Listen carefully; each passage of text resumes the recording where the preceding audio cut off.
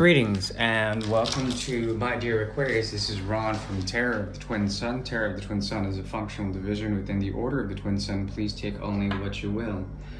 We shall be working with the energy of Aquarius. Saturn, the 11th house, is open. Also Uranus, and potentially the path of the alchemist opens up here, the path of the mystic, but also the path of karma. There is a collective ambition, a grace, a detached modality of Aquarius that allows us to project into the future and to go deeply into the wisdom of the past, usually past civilizations like Lemuria, Mu, or Atlantis, the Egyptian civilization. Aquarius is the ability to distort, and to distort through coloration, to be able to reify different types of spectral content, radionic frequencies that it's like having two rivers, okay? One river and another river eventually meet, like the Tigris and Euphrates, to create a sea of some sort, or two rivers become one. This is the idea of Aquarius.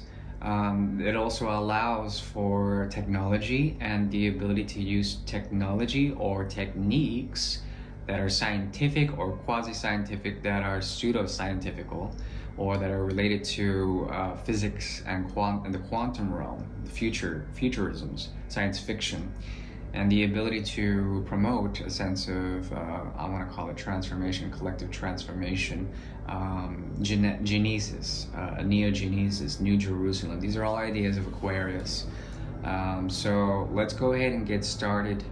This is a month for November 20. This is a reading for the month of November 2023 regarding the 11th house and Aquarian energy. Please take only what you will.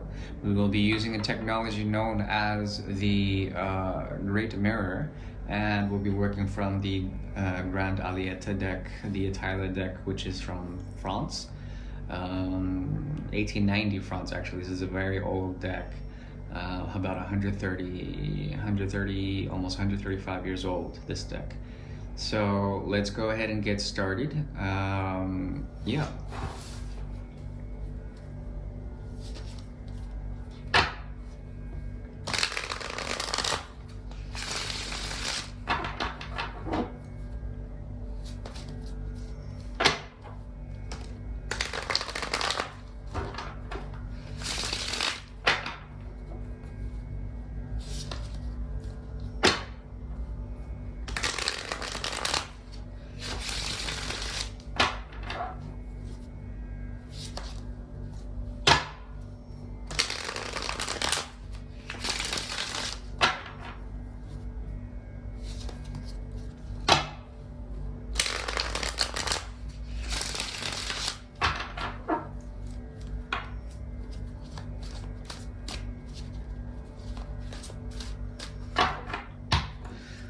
Underscoring energy for this month is an activation of Taurian capacity. This is the South Node, and the South Node that points to the North Node, which is in Scorpio. That is not actually true. It shifts. There's a natural retrograde action that has pushed the North and the South to Aries and Libra, and then a push back. The oscillation of this North and South Node, the Dragon's Head. So what this points to is also Venus, but Venus that is somehow related to the South Node in this case. This also is a relation of the Moon to Mercury, conjunction to Moon to Mercury. The new Moon is going to be very effective. At least for the month of November, the partial solar eclipse will be very effective, and it will lead into the next month and promote this effect of good health, primarily gravitational sort of alignment. Okay, this has to do also with the equatorial shift and attuning to that. There's going to be a sense that Aquarius will kind of understand and reorient themselves towards this energy of essentially the shift of the axis, and it will allow for beauty, grace, good health, and a number of other things. What is this leading to? Yes, true form healing of some sort, a careful quality. This type of carefulness is a curation of sorts. It's very important that you curate your food, that you also curate the type of information you take in, especially when it relates to not the kind of stuff that you learn in school, but it's the kind of school that is away from school. Collective school, or perhaps the natural order things, as opposed to human law. It's the opposite of that. It's positive law, or the natural order of celestial law. And this allows for true character. It also pushes Aquarius from the 11th to the 12th house. There's something about this, about figuring out the antidote, understanding the algorithm, moving towards the mystical. Okay. This is all through some sort of cosmic grounding that is related to the earth. It's primarily related to the earth. It's important that you ground, and not only that, ground all your chakras. Yeah, this is a process of healing. You're dealing with someone here that will not take into this process. They will notice that what you're doing is a gift for all. And there's something about the 5 of Swords, the 2 of Swords. There's something about processing a mode of thinking and cutting that off soon. This promoting good health and essentially an alignment of sorts. This has to do with letting go of the mind, letting go of neurological constructs of the mind, so that there is a sense of meditation in it. Égarement in France, and effet. What I see here is also the ability to see and cut off situations that would not be friendly for your process. You're willing to give time and effort to people in order to move forward the chariot. And that's what happens. Chariot is split between 2 worlds. You're called to heal your own world, and also called to move to another.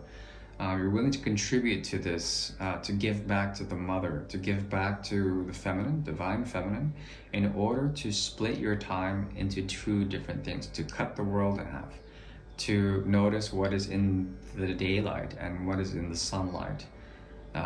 There also is a possibility here of the 3rd house being open, and you defining yourself through the 3rd house.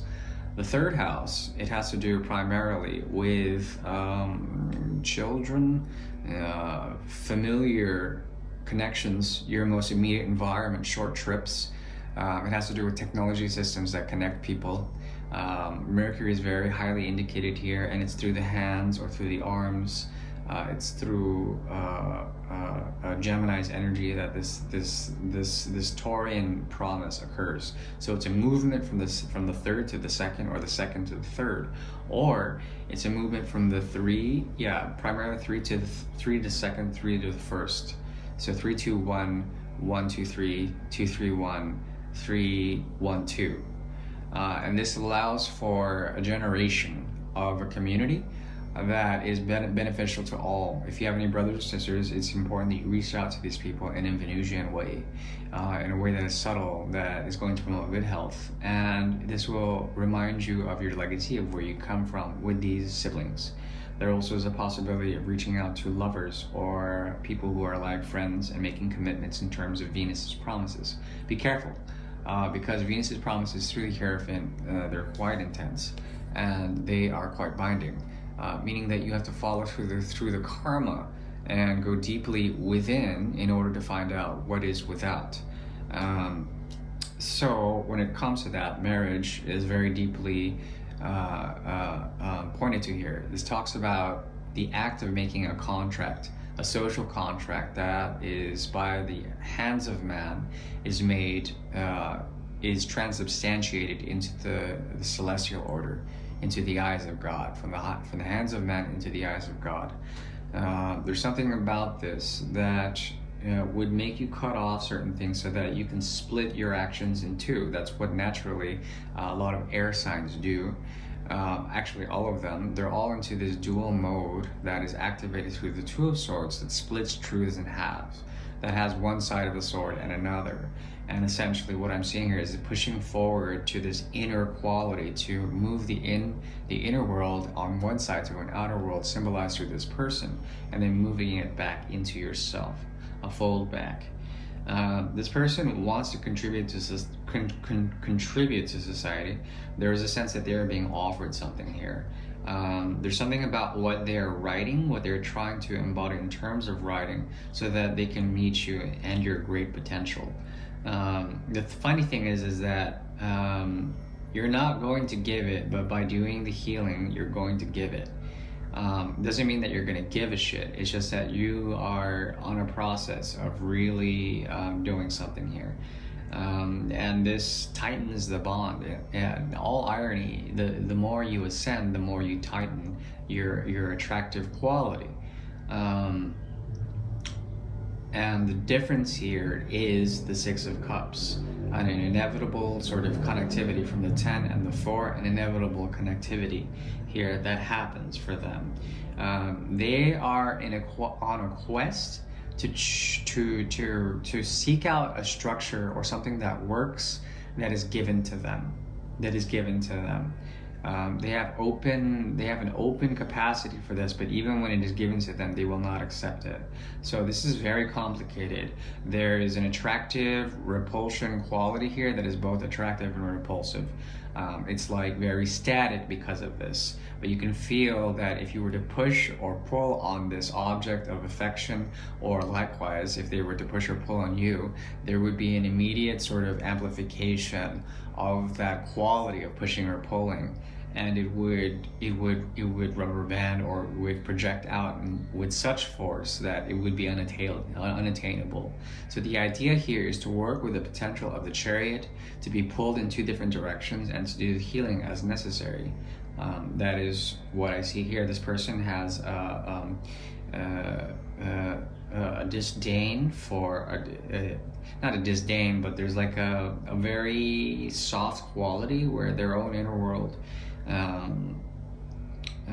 is absorbing things, and they can't be asked right now to give attention to anything but themselves. And that's kind of fair. At the same time, if you were to contribute to something here, it would be consumed immediately. It would activate something here. It would activate either Mars, or it would activate, I think mostly Mars or Neptune. And if Mars or Neptune are activated, it would be like an action in the dream world, an action in a mystical way, a mystical action. And that's kind of what they're searching for. You might find that in your own process of evolution, there will be a type of activation here that has to do with the process of healing, and it would give them something in terms of that. It would give them an example, let's say. Now, in terms of advice, yeah, you have to realize that some of these connections, they span lifetimes. They span like histories. And it's important to catalog and be aware and cognizant of each of those histories. My dear Aquarians, I do wish you well. I hope this has helped in some sort of way. If you need a private reading, I am available. I am working from Cairo today. So yeah, if you need that help, please contact me. Otherwise, I do wish you well, and see you in December. Thank you. Bye-bye.